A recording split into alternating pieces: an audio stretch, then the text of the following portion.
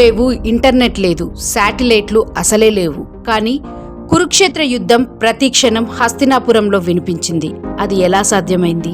సంజయుడు టీవీ లేని కాలంలో లైవ్ టెలికాస్ట్ చేసిన మనిషా, లేదా అతనికి నిజంగా దూరదర్శన శక్తులున్నాయా? ఈరోజు మనం తెలుసుకోబోయే కథ మహాభారతంలో దాగున్న అత్యంత రహస్యమైన మిస్టరీ. సంజయుడు రాజు ధృతరాష్ట్రుని రథసారథి మాత్రమే కాదు, వేదవ్యాస మహర్షి ఆశీర్వాదంతో ప్రత్యేక దివ్య దృష్టి పొందిన వ్యక్తి. ధృతరాష్ట్రుడు అంధుడు, తన కుమారులు యుద్ధంలో ఉన్నారు.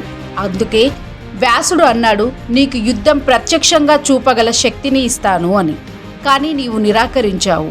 అప్పుడు ఆ శక్తి సంజయుడికి ఇచ్చాడు వ్యాస మహర్షి.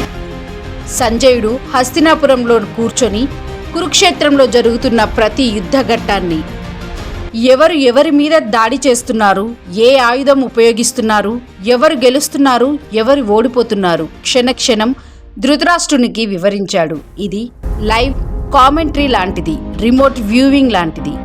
ఇక్కడ అసలు ప్రశ్న మొదలవుతుంది. మనుష్యుడికి వేల కిలోమీటర్ల దూరం కనిపించగలదా?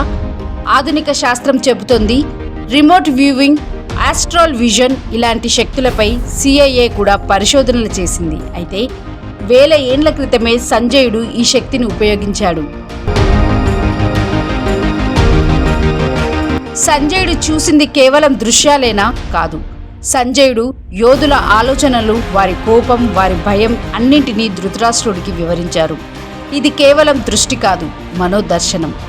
మరో షాకింగ్ విషయం ఏంటంటే, యుద్ధంలో తన కుమారులు ఓడిపోతున్నారని తెలిసినప్పుడు ధృతరాష్ట్రుడు కోపంతో, సంజయ ఆపై, ఇక నాకు చూడాలని లేదు అన్నాడు. అప్పుడు సంజయుడి దివ్యదృష్టి తాత్కాలికంగా నిలిచిపోయింది. అంటే ఈ శక్తి మనస్సుతో, నియంత్రణతో పనిచేసింది. ఇది పౌరాణిక కథ మాత్రమేనా, లేదా మనకు తెలియని మానవ సామర్థ్యాలా? ఒక విషయం మాత్రం నిజం, సంజయుడు ప్రపంచంలో తొలి లైవ్ బ్రాడ్కాస్టర్. టీవీ లేని కాలంలో, శాటిలైట్ లేని యుగంలో కురుక్షేత్ర యుద్ధం లైవ్ టెలికాస్ట్ జరిగింది. అది మంత్రశక్త, యోగశక్త, లేదా మానవ మేధస్సు అద్భుతమా?